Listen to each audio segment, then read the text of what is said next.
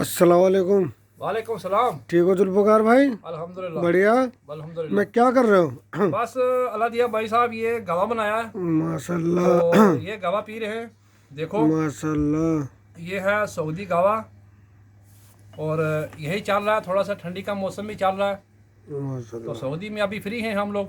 तो आज जुमा था, आज छुट्टी थी तो इसलिए माशाल्लाह। बाज़ार गए हुए थे। ये खाने फिर पीने ये का सामान लेकर आए हैं।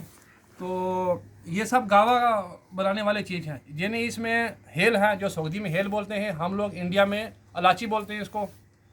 और इसको ये इसको मिस्मार बोलते हैं और अवेती बोलते हैं सऊदी अरब में। ये गाँव में तो डलता है जी हाँ, जुल्फ़कार ये भाई भी गावा साहब? में डलता है और इसको हम लोग बोलते हैं लौंग बोलते हैं इंडिया में।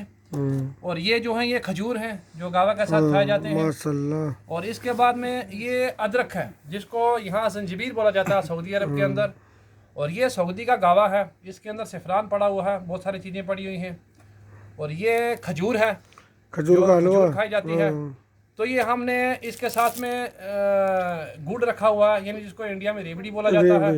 तो ये साथ में ये केक भी रखे हैं, तो केक बिस्किट भी रखे हैं। बस हमारी यही थोड़ा सा, ये हीटर भी चल रहा है, बाहर ठंडी है थोड़ी सी। आज छुट्टी का दिन है, छुट्टी है, ओंजे कर रहे हो, पार्टी बना बस रहे हैं। इंजॉय कर चलो रहे हैं आज छुट्टी का। तो और अच्छी बताइए, बात। आप लोग भी गावा पियोगे? आप लोगों के लिए गावा बस डालें? अल्हम्दुलिल्लाह, पीएंगे बाद में पीएंगे। तो और सुनाओ, कैसे आना हुआ आज हमारे रूम में? अल्लाह का शुक्र है, बढ़िया। बस ये पता करूँ तो तुम्हारे से जुल्फ़कार भाई, जी जी। सऊदी में जैसे हम अपने भाई को किसी को बुलाने लगे, बुलाना चाहिए नहीं चाहिए? तनख्वाह कम है किस हिसाब से? देखो, हम लोग आए थे 2015 की 5 फरवरी को सऊदी में। जी हमारी फ़्लाइट तकरीबन 4 फरवरी को हुई थी, जी 2015 की 4 फरवरी को। और 5 फरवरी को हम लोग रियाज में आ गए थे। तो जी हमारा जो सैलरी था तो वो बहुत कम था, जी। लेकिन उस टाइम में इतना महंगाई नहीं था सऊदी अरब के अंदर, तो टाइम पास हो जाता था। लेकिन आजकल के ज़माने में जो लोग सऊदी आना चाहते हैं उनका कम से कम सैलरी जो है वो 2000 रियाल होना चाहिए, क्योंकि 2000 में से वो 500-600 रियाल जो है वो खा जाएंगे। बेशक। देखो, कपड़ा है, साबुन है, तेल है, जूता है, तो अपना खर्चा भी निकाल के, नेट का खर्चा निकाल के 500-600 रियाल जो है महीने का खर्चा हो जाता है।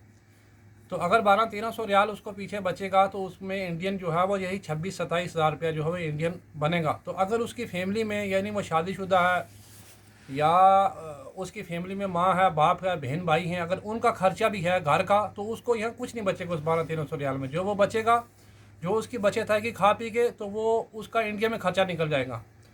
तो इसलिए अगर शादीशुदा आदमी नहीं है, यानी घर में अगर कोई खर्चा नहीं है, तो 2000 रियाल में उसके पास 25-26 हज़ार रुपया जो है वो इंडिया में जो है वो बैंक बैलेंस हर महीने में बचता रहेगा। बेशक। तो इसलिए कम से कम 2000 रियाल सैलरी होनी चाहिए कम से कम।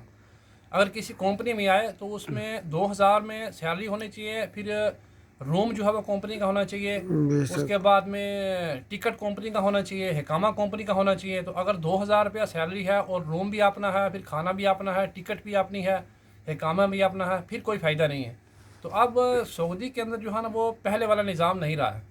पहले जैसे आज से 10 साल, 15 साल, 20 साल पहले जो लोग आए वो लोग एडजस्ट हो गए, उन लोगों ने अच्छा पैसा भी कमाया, अब महंगाई भी नहीं थी।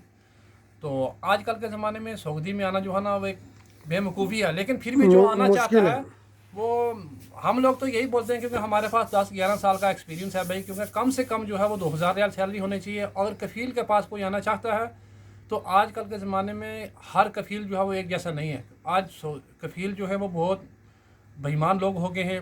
सैलरी आपको अगर 2000 बताएंगे तो आपको सैलरी 1000 ही मिलेगी यहाँ। या तो वो अगर आपको बताएंगे कि कोई नॉर्मल काम बताएंगे तो यहाँ वो आके ऊँट के साथ भी लगा सकते हैं, बकरी के साथ भी लगा सकते मजरे हैं, में डाल सकते खजूर हैं। के मजरा में भी डाल सकते हैं आपको। और कहीं महीने तक आपको सैलरी भी नहीं देते। ऐसे ऐसे आदमी हमने बहुत सारे देखे हैं कि कुछ लोगों को यहाँ से कफ़ील ड्राइवरी वीज़ा पे बुलवाता है और यहाँ आके मजरे का काम, ऊँट का, बकरी का या किसी बिल्डिंग का काम में लगा देता है। फिर उनको कहीं कहीं महीने सैलरी नहीं देता है। तो मेरे खुद गाँव के लड़के आए थे यहाँ, तो जो लड़के जो है ना यहाँ 3 महीना, 4 महीना, 5 महीने रहे, कुछ लोगों ने सैलरी भी नहीं पाया, तो आखिर अपने पैसे से क्रूज बनवा कर यहाँ से जो है वो इंडिया में चले गए थे। इसलिए यहाँ आना जो है ना सऊदी में, अगर आना है किसी भी आदमी ने तो वो अच्छे तरीके से अच्छे वीज़े पे आए। हम ये नहीं बोलते कि सऊदी में मत आए भाई, लेकिन आए अच्छे वीज़े पे आए तो किसी गलत एजेंट के जो है ना वो चक्कर में पड़ के एजेंट बोलेगा कि अगर तुम्हारा सैलरी इतना है, कफील अच्छा है, फलाना है, टिमकाना, लेकिन ऐसा कुछ नहीं है। जो एजेंट बोलेगा,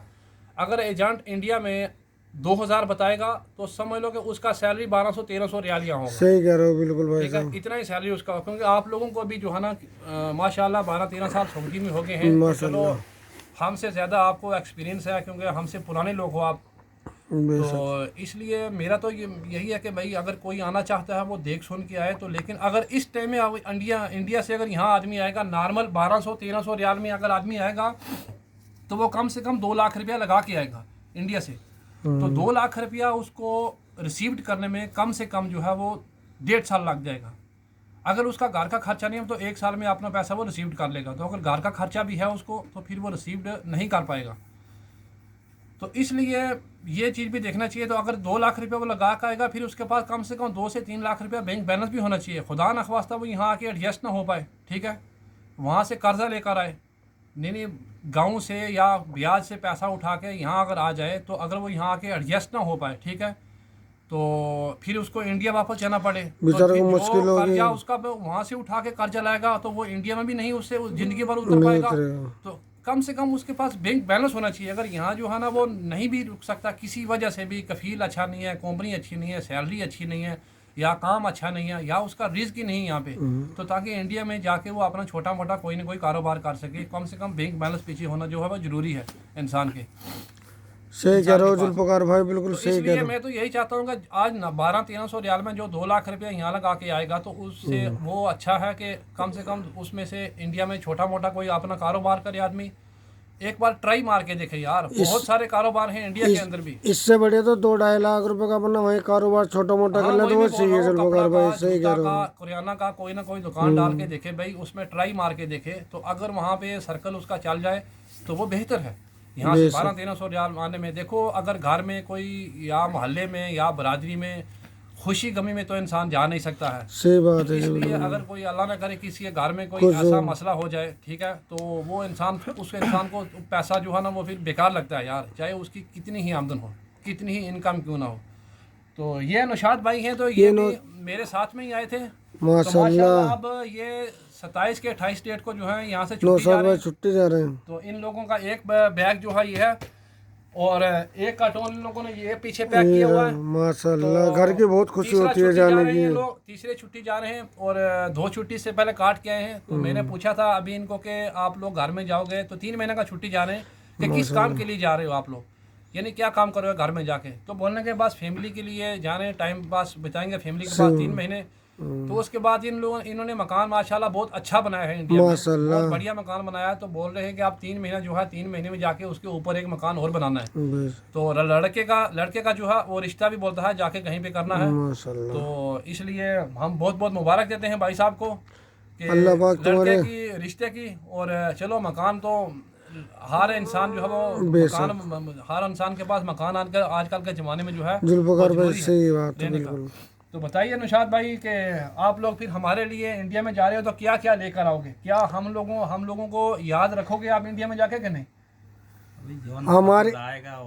हमारी याद आएगी नहीं आएगी वो देखो। हाँ, सऊदी में यहाँ जो है ना वो कुछ खाने पीने का देखो, अभी हम लोग हैं यहाँ क्या है, एक टाइम पास के लिए गवा पी रहे हैं। देखो ये कोई खाने की चीज़ है ये भी नहीं, ये एक हमारा एक वैसे टाइम पास है, ठीक है, एक टाइम पास है, ये एक परदेश है।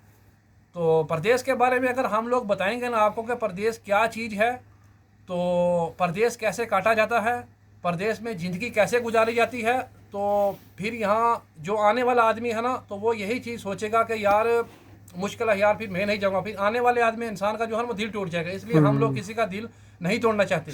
अगर कोई आना चाहता है तो हम उसका वेलकम करते हैं, लेकिन हम लोग यही बताना चाहते हैं कि भाई साहब आप लोग अगर सऊदी में आना चाहते हो, अच्छा कफील के साथ आना चाहते हो, अच्छा कफील होना चाहिए, अच्छी कंपनी होनी चाहिए, अच्छी सैलरी होनी चाहिए, ताकि कम से कम 25 से 30 हज़ार रुपये कम से कम जो है वो आपको जो है खा पी के फैमिली का खर्चा निकाल के बैंक में पैसा जो है वो जाए, तभी तुम्हारा यहाँ आने का फायदा है। एजेंट को देखभाल कर देखो, उससे वो करो। के एजेंट जो है ना वो बहुत झूठे हैं, बताते कुछ हैं करते कुछ हैं भाई, बहुत झूठे आदमी हैं। अच्छे एजेंट देखो।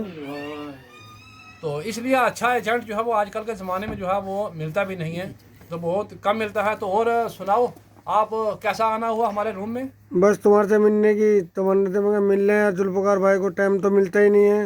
नहीं यार, मगर टाइम यार नहीं यहाँ मिलता, आदमी बहुत बिजी रहते हो ड्यूटी में, यार। यार मैं यहाँ आदमी बहुत बिजी रहता है। सुबह आपको पता ही है कि हम लोग 4 बजे, पौने 4 बजे उठते हैं, फिर नहाना धोना पड़ता है, फिर उसके बाद में मकतब में जाना पड़ता है तो सही कह फिंगर रहा हूँ। मारने के लिए, फिर उसके बाद में नमाज का टाइम हो जाता है, फजर की नमाज का। उसके बाद में अपना ड्यूटी चालू हो जाता है, फिर 2:30-3 बजे वापस आते हैं हम लोग जब ऑफिस बंद होता है।